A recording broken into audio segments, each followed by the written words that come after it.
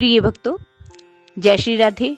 आपके अपने channel 9 bright star में मैं आप सभी का हार्दिक अभिनंदन करती हूँ और भगवान से प्रार्थना करती हूँ कि आपका हर पल हर क्षण मंगलमय हो, खुशियां भरा हो, उन्नति भरा हो। आज इस विषय पर जानकारी लेकर आई हूँ। वो है कि वर्ष 2025 में सभी जन्म कुंडलियों में काल सर्प दोष कब बन रहा है, ये कितनी प्रकार का होता है, काल सर्प दोष निवारण के लिए किस देवी शक्ति की पूजा, आराधना, मंत्र जाप, अनुष्ठान करना चाहिए। आपकी जानकारी के लिए हम बता दें कि आपकी सेवा में हमारी तरफ से जन्म कुंडलियां देखने की निःशुल्क सेवा निभाई जा रही है। यदि आपकी कोई भी समस्या हो, जैसे किया कराया, जादू टोना, तंत्र बाधा, प्रेत बाधा, आपके ऊपर कोई झूठा आरोप लगा हो, आपको बेल ना मिल रही हो, कोर्ट कचहरी के चक्कर लगा लगा कर आप थक चुके हो, विदेश जाने का आपका कार्य ना बन रहा हो या वहां जाकर आपकी सेटिंग ना हो रही हो, किसी प्रकार के समाधान के लिए आप स्क्रीन पर चल रहे नंबरों के माध्यम से हमारे साथ संपर्क कर सकते हैं। इसके लिए आपको भेजना होगा अपनी जन्म तारीख, जन्म का समय, जन्म का साल, जन्म का महीना, जन्म स्थान। यदि आपके पास पूरी बर्थ डिटेल नहीं है तो आप 1 से लेकर 100 के बीच में गिनती का कोई भी अंक भेजकर अपनी समस्या का समाधान पा सकते हैं। हमारे यहाँ हर समस्या का समाधान हवन यज्ञ, पूजा पाठ, मंत्रों द्वारा किया जाता है। वो सिद्ध मंत्र जो हम अपनी स्वयं की मेहनत से सिद्ध करते हैं।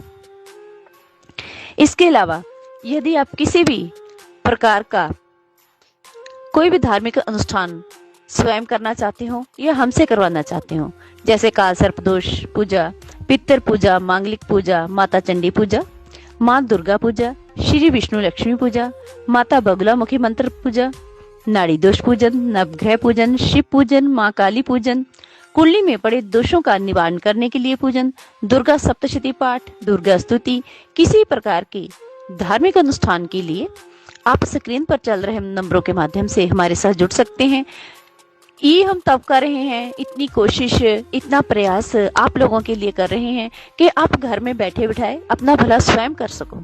सिर्फ आपने फोन करके इसकी विधि पूछनी है। जैसी भी आपकी समस्या हो, हम वैसा ही आपसे अनुष्ठान करवाएंगे। यदि किसी कारणवश आपके पास समय नहीं है, आप ये अनुष्ठान नहीं कर सकते, तो अगर ये अनुष्ठान आप हमसे करवाना चाहते हैं तो भी स्क्रीन के ऊपर जो नंबर चल रहे हैं उसके माध्यम से हमारे साथ जुड़ के आप हमसे संपर्क कर सकते हैं। चलो शुरू करते हैं आज की जानकारी। प्रिय भक्तों, जब कुंडलियों में राहु और केतु के अंदर सभी ग्रह आ जाते हैं तो उसे काल सर्प दोष कहा जाता है। वैसे तो काल सर्प दोष कई प्रकार के होते हैं, पर जो मुख्य काल सर्प दोष होते हैं वो 12 प्रकार के होते हैं।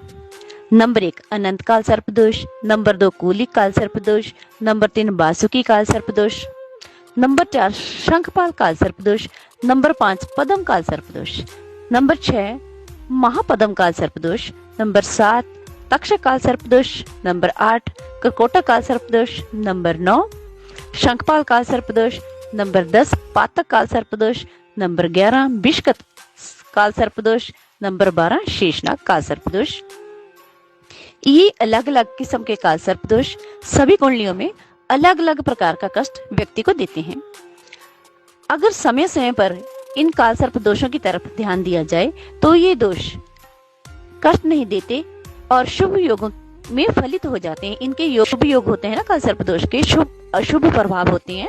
वो व्यक्ति को अगर समय समय पर इनका ध्यान दिया जाए, इनका पूजा पाठ किया जाए, इनका अनुष्ठान किया जाए तो ये शुभ योगों में परिवर्तित हो जाते हैं और शुभ फलों की प्राप्ति व्यक्ति को होती है।